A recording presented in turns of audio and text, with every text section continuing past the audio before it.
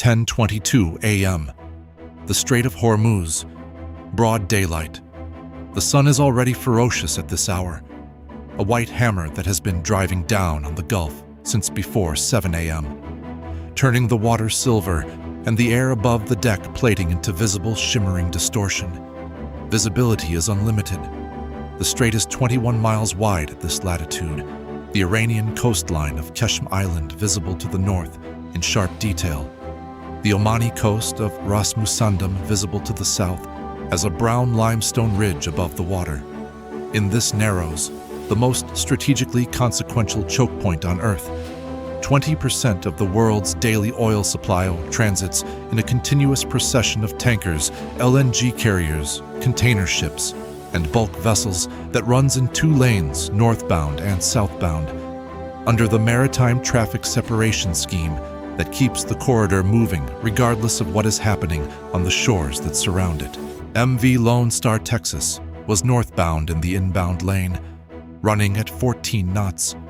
Her draft 31 feet with a full load of crude from Karg Island terminals, 2 million barrels of Saudi light crude in her 11 cargo tanks, her engines running smooth, her bridge watch conducting the routine monitoring of a laden VLCC transiting the busiest shipping lane in the world. She was an American-flagged vessel, one of the last large American-flagged tankers still operating in the Gulf under the Maritime Security Program. Her flag registration maintained specifically because the U.S. government required American-flagged vessels to be available for national defense purposes in contingency operations. 22 crew members, 7 American nationals, 15 Filipino nationals, all of them going about the morning routine of a tanker transit. At 10:22 a.m., 3 IRGC fast patrol craft emerged from the shadow of Keshm Island's eastern coast at high speed and altered course directly toward MV Lone Star, Texas. The IRGC commander aboard the lead patrol craft had his orders. They had been issued from the IRGC Naval Command at Bandar Abbas 18 hours earlier in a format that no one outside the command chain was supposed to have seen. MV Lone Star, Texas was an American-flagged vessel. She was carrying cargo for a consortium that included American energy companies operating under a bilateral agreement with Saudi Arabia that Iran had publicly condemned for 6 months as an economic act of aggression. She was, in the IRGC's characterization, a legitimate target for interdiction under Iran's self-declared right to control transit through what Tehran claimed were Iranian-supervised waters. The patrol craft would intercept the vessel, board her, and divert her to the Iranian port of Bandar Abbas under armed escort. 22 crew members, 7 of them American citizens, would become leverage. The cargo would become a financial instrument, and the act itself would demonstrate that American commercial interests in the Gulf were not safe unless Tehran chose to make them so. The IRGC commander believed the operation would be completed before any U.S. military response could be organized. The nearest U.S. Navy vessel in his intelligence picture was USS Farragut, an R. Lee Burke-class destroyer whose last known position was 40 miles south of Hormuz in the Gulf of Oman. At 30 knots, 40 miles was 80 minutes. In 80 minutes, MV Lone Star, Texas would have a different flag flying from her stern, and her crew would be in Iranian custody below decks. He had made 6 catastrophic mistakes. First mistake, the IRGC patrol craft's departure from Keshm had been observed. An MQ-9 Reaper from the 46th Expeditionary Reconnaissance Squadron, operating from Al Dhafra Air Base on a standard Gulf maritime surveillance circuit, had been conducting a racetrack pattern over the Strait of Hormuz when its sensors acquired the 3 fast patrol craft emerging from Keshm Island's eastern coast at 10:07 a.m., 15 minutes before they reached MV Lone Star, Texas. The sensor operator at Al Udeid had flagged the formation immediately. 3 patrol craft in tactical spacing, running at 35 knots on a direct intercept heading toward the northbound lane. The alert reached 5th Fleet at 10:09 a.m. Central Command at 10:11 a.m., and the bridge of MV Lone Star, Texas, via the Maritime Security Communications with Industry Channel at 10:12 a.m., 10 minutes before the boarding attempt. Second mistake, USS Farragut was not 40 miles away. She was 11. The Arleigh Burke-class destroyer had been operating under partial emissions control in the Central Strait. Her AIS transponder off, her radar in passive collection mode, her position not reflecting in any of the commercial vessel tracking data that the IRGC's intelligence picture was built on. She had been positioned in this location, between the outbound and inbound lanes, in the precise center of the maritime traffic separation scheme. For 61 hours, since an intelligence indicator had flagged elevated IRGC naval activity around Kesham Island as possibly preparatory to an interdiction operation. At 35 knots, 11 miles was 18 minutes. USS Farragut was already turning toward MV Lone Star, Texas at 10:11 a.m. 1 minute before the vessel's bridge watch saw the patrol craft on radar. Third mistake. The 7 American crew members aboard MV Lone Star, Texas included a retired U.S. Navy Master Chief Petty Officer, serving as the vessel's bosun. He had completed a maritime security training refresher 6 weeks earlier. That included specific protocols for IRGC interdiction scenarios. Protocols that covered delaying tactics, communication procedures, and the physical security of the vessel's bridge and engine room during an attempted boarding. When the alert arrived at 10:12 a.m., the bosun was on the bridge. The captain immediately implemented the security protocol. The bridge and engine room were secured. The vessel increased to her maximum speed of 16 knots. An emergency position indicating radio beacon was activated, transmitting the vessel's precise position to maritime rescue coordination centers on a continuous basis. And the crew implemented the citadel procedure, or the security protocol in which crew members not needed for navigation or engineering move to a pre-designated hardened interior compartment and secure themselves inside. By the time the IRGC patrol craft reached the vessel's side at 10:22 a.m., 17 of 22 crew members were inside the citadel. 5 remained at critical operating positions, bridge and engine room, behind locked, reinforced doors. Fourth mistake, the IRGC boarding attempt could not be completed before USS Farragut arrived, and it ran out of time before its first team reached the bridge. The IRGC boarding party, 12 personnel across 2 teams, armed with AK series rifles and moving up the vessel's accommodation ladder, had secured the main deck, but had not reached the bridge or the engine room when USS Farragut arrived at 10:40 a.m. and immediately transmitted on Channel 16. IRGC forces aboard MV Lone Star, Texas, were directed to cease the boarding, return to their patrol craft, and depart the area immediately. The transmission was accompanied by USS Farragut, positioning herself 200 meters off MV Lone Star, Texas's port quarter, with her 5-inch gun manned and trained toward the IRGC patrol craft standing off the vessel's starboard side. The IRGC commander had a boarding team on the deck of an American-flagged vessel. He had an Arleigh Burke-class destroyer 200 meters away, with a gun trained on his patrol craft.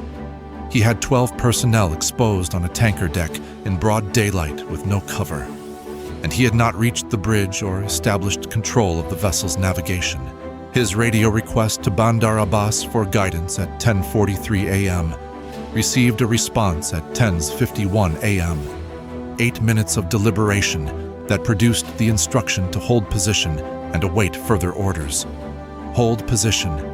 With a U.S. Navy destroyer 200 meters away, the IRGC boarding team held position on MV Lone Star, Texas's main deck.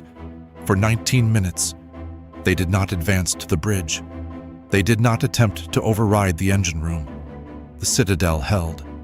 The crew inside the citadel monitored the situation via closed-circuit cameras and transmitted continuous updates to USS Farragut and to Fifth Fleet via encrypted satellite communications. fifth mistake. The three IRGC patrol craft had no answer for what arrived at 11:04 a.m. Two MH-60R Seahawk helicopters from USS Farragut had been airborne since 10:38 a.m., launched 2 minutes before the destroyer arrived at the intercept, and had been holding at altitude 2 miles east of MV Lone Star, Texas, while the standoff developed. When the authorization to resolve the standoff by force was transmitted from Fifth Fleet at 10:58 a.m., a pre-staffed authorization that had been moving through the command chain since 10:11 a.m., and required only confirmation that the boarding team had not reached the bridge or established navigational control. The two Seahawks descended from altitude to an overwatching position directly above the three patrol craft. Each Seahawk carried 4 AGM-114 Hellfire missiles. Their M197 rotary cannon were manned. Their position communicated to the IRGC commander, whose patrol craft were now under direct weapons coverage from 2 armed helicopters. He could not engage without being immediately destroyed. At 11:04 a.m., USS Farragut transmitted a final instruction to the IRGC commander. The boarding team had 5 minutes to return to their patrol craft. At the expiration of 5 minutes, any IRGC personnel remaining aboard MV Lone Star, Texas, would be treated as hostile and engaged. The patrol craft had 10 minutes to clear the area after the boarding team departed. At the expiration of 10 minutes, they would be treated as hostile. The IRGC boarding team was back aboard the patrol craft at 11:07 a.m., 3 minutes after the ultimatum. They had been on MV Lone Star, Texas for 45 minutes. They had not reached the bridge. They had not reached the engine room. They had not established control of the vessel. 22 crew members were accounted for and unharmed. The citadel was opened at 11:09 a.m. At 11:14 a.m., 4 minutes after the departure deadline, the 3 IRGC patrol craft cleared the area boundary that USS Farragut had defined. They turned north toward Keshem Island at reduced speed, their crews visible on their decks, their weapons stowed. MV Lone Star, Texas resumed her course and speed at 11:17 a.m., escorted by USS Farragut on her port quarter and the 2 MH-60R Seahawks orbiting overhead. She completed her transit of the Strait of Hormuz at 12:09 p.m. and entered the Gulf of Oman without further incident. The boarding attempt had failed. Every crew member was safe. The vessel was undamaged. The cargo was intact. The IRGC had spent 45 minutes on the deck of an American tanker and had accomplished nothing. But the response to the attempted seizure was not complete. At 11:06 a.m., while the IRGC boarding team was still moving back to their patrol craft, Fifth Fleet transmitted its strike authorization to CENTCOM, which had pre-staffed the targeting packages for exactly this contingency over the preceding 61 hours. The authorization was granted at 11:09 a.m. The targeting execution orders reached the strike assets at 11:11 a.m. USS Farragut fired her first Tomahawk salvo at 11:13 a.m. 22 missiles targeting 4 facilities at the IRGC Naval Base at Bandar Abbas. The fast patrol craft maintenance complex from which the 3 boarding vessels had been prepared and serviced. The operational command building of the IRGC 2nd Naval District from which the interdiction order had been issued. The weapons storage facility that armed the IRGC's Gulf patrol craft fleet, and the fuel transfer station that sustained ERGC naval operations in the Eastern Gulf.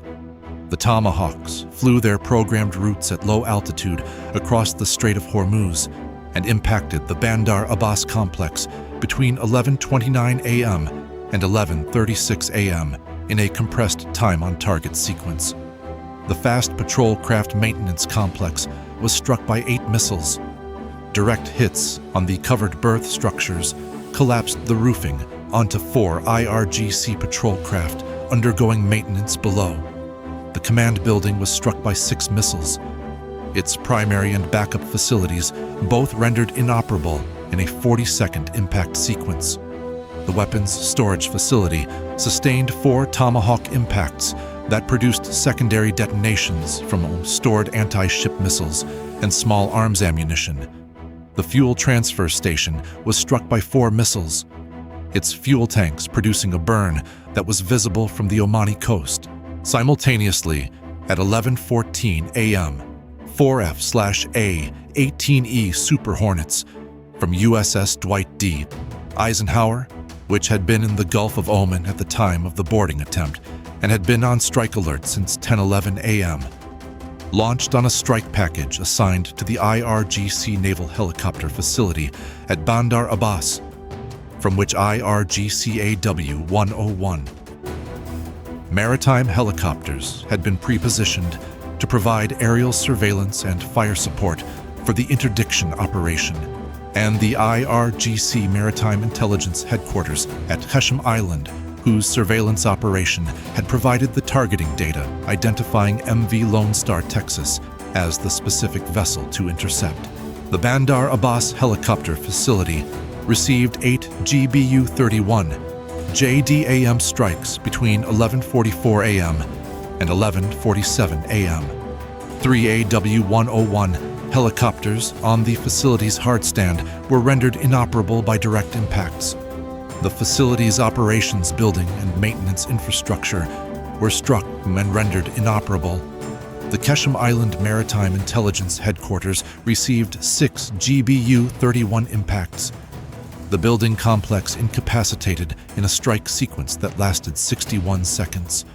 The intelligence facility's antenna farm, the collection and surveillance infrastructure that had tracked MV Lone Star Texas and coordinated the interdiction, was rendered inoperable by penetrating warheads. B-1B Lancer bombers, pre-positioned over the Gulf of Oman by CENTCOM 48 hours earlier, placed on alert when the initial IRGC activity indicators had been flagged, received their strike tasking at 11:17 a.m. 2 B-1Bs, each carrying 24 GBU-31 JDAMs. Their targets were the IRGC Naval Command Coordination Facility at Bandar Abbas, the installation that had issued the interdiction order and from which any follow-on Gulf seizure operations would be directed, and the fast patrol craft forward staging area at Larak Island, a secondary basing site from which IRGC patrol craft could reach the Strait's traffic lanes in under 20 minutes, and from which any retaliatory patrol operations might be mounted. The Bandar Abbas Command Facility received 16 JDAMs between 11:58 a.m. and 12:02 p.m. The main command building, the communications center, the intelligence fusion cell, and the backup command node were all struck and rendered inoperable. The Larak Island staging area received 32 JDAMs, striking the pier infrastructure, the fuel storage, the patrol craft shelters, and the crew quarters. 6 IRGC fast patrol craft at the Larak staging area were rendered inoperable on their moorings or on the hardstand.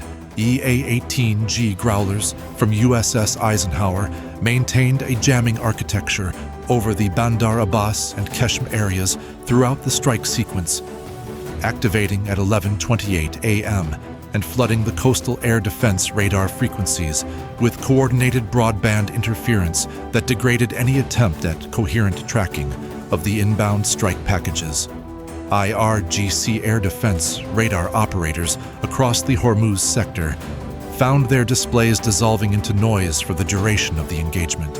The 3 IRGC patrol craft that had conducted the boarding attempt were tracked by the MQ-9 Reaper throughout their return transit to Qeshm Island. When they reached their berth at the Qeshm Patrol Craft Facility at 11:51 a.m., 44 minutes after departing MV Lone Star, Texas, they were struck by a targeted Tomahawk salvo from USS Farragut's second launch sequence of 6 missiles, fired at 11:39 a.m. All 3 patrol craft were rendered inoperable at their berth. The weapons they had carried on the boarding mission and the fuel they had used destroyed along with the vessels. The crew members had already disembarked, The vessels were struck while empty. The full accounting, compiled by 5th Fleet and CENTCOM by 2 p.m. MV Lone Star, Texas. Undamaged, cargo intact.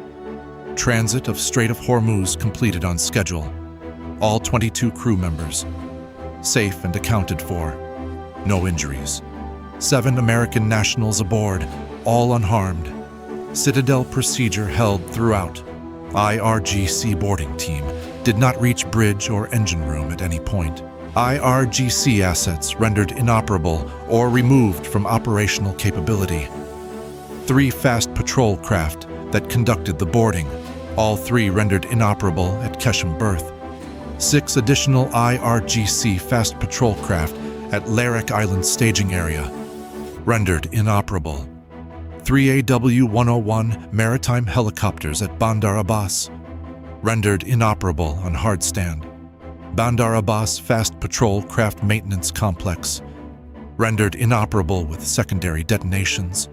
IRGC 2nd Naval District Command Building, rendered inoperable. Bandar Abbas Weapons Storage Facility, rendered inoperable with secondary detonations from stored munitions. Bandar Abbas Fuel Transfer Station, rendered inoperable with sustained burn. IRGC Naval Command Coordination Facility at Bandar Abbas, rendered inoperable. Bandar Abbas Naval Helicopter Facility, rendered inoperable. Kishim Island Maritime Intelligence Headquarters, rendered inoperable. Larak Island Staging Area Pier Infrastructure and Patrol Craft Shelters, rendered inoperable. IRGC Naval personnel who sustained fatal outcomes across all strike packages. 104. U.S. personnel who sustained fatal outcomes. 0. At 2:30 p.m., MV Lone Star, Texas's captain transmitted his incident report to the vessel's owner and to the U.S. Maritime Administration. The report documented the boarding attempt, the Citadel procedure, the USS Farragut standoff, and the extraction. The report's final operational summary was a single sentence. It stated that the vessel and all personnel were safe, that the cargo was intact, and that the transit had been completed. The strait was open, the tanker was through, the crew was safe, and the naval infrastructure that had attempted the seizure was inoperable. In Tehran, the IRGC Naval Command received its battle damage assessment across a 2-hour period of fragmentary reporting that grew progressively more catastrophic with each update. The patrol craft were gone. The maintenance complex was burning. The command building was inoperable. The weapons storage was destroyed in secondary detonations. The Larak staging area was inoperable. The Maritime Intelligence Headquarters, whose surveillance had identified the target, was inoperable. The 45 minutes that 12 IRGC personnel had spent on the deck of an American tanker without reaching the bridge had cost more physical infrastructure than any IRGC naval operation in the service's history. The boarding that was supposed to deliver 22 crew members as leverage, 2 million barrels of crude as a financial instrument, and a demonstration of Iranian power over Gulf shipping lanes had instead delivered a damage assessment that read like a systematic dismantlement of the IRGC's Eastern Gulf operational capability. MV Lone Star, Texas, berthed at her destination terminal in the Gulf of Oman at 8 p.m. Her cargo was offloaded on the normal schedule. Her crew rotated on the normal cycle. And the following week, another American-flagged vessel transited the Strait of Hormuz northbound in the inbound lane at 14 knots. Her American flag visible from the Iranian coast, escorted by an Arleigh Burke-class destroyer on her port quarter, and an MQ-9 Reaper overhead that had not stopped watching since 10:07 a.m. the previous Tuesday. The strait is open. American vessels transit it. They always will. This is what happens when you attempt to seize an American commercial vessel and hold her crew in the Persian Gulf. You do not find an isolated tanker with no awareness and no response. You find a vessel whose crew has been trained in citadel procedures, whose flag registration connects her to a military response architecture, that was alerted before your patrol craft cleared Keshem Island's shadow. You find a U.S. Navy destroyer 11 miles away that was already turning toward you before your crew finished their boarding brief. A destroyer your intelligence told you was 40 miles south. You find 2 armed Seahawk helicopters overhead before your boarding team reaches the main deck. You spend 45 minutes on a tanker deck without reaching the bridge. You return to your patrol craft under a 5-minute ultimatum with nothing accomplished. And the base you launched from, the intelligence facility that identified your target, the command building that gave the order, and the staging areas that supported your patrol fleet are all inoperable before your crew finishes their after-action report. 22 crew members safe, cargo intact, Strait open, and the price of attempting to close it. Paid in full in the ruins of a naval district's operational infrastructure before the tanker reached her destination terminal. The flag flew on MV Lone Star, Texas all the way through. It always will.